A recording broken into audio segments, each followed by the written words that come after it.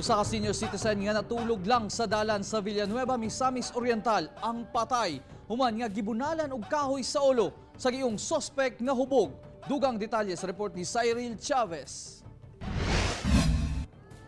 Sa kuha sa CCTV sa duol nga patigayon kung asa natulog ang biktima, makita nga naghigda lamang kini og kalit nga giduol sa sospek nga adunay dalang kahoy ug dayon puspos sa ulo sa biktima sa makadaghang higayon. Dead on the spot ang biktimang nailang si Mario Paganapan, 60 anyos, residente sa Puro 4, Kitamban, Binuangan, Misamis Oriental.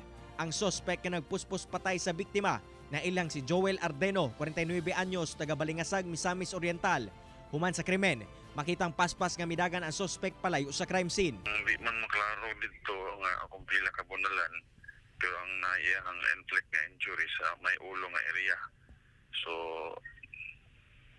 mura kuan man na siya nga kuan vital part sa usa ka tawo ang ulo nga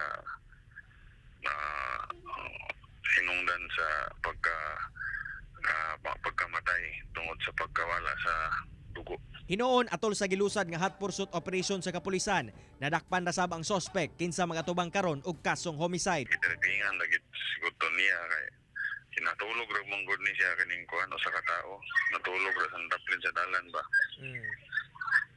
So kini pong suspect hubog. Ako si Cyril Chavez para sa One Mindanao.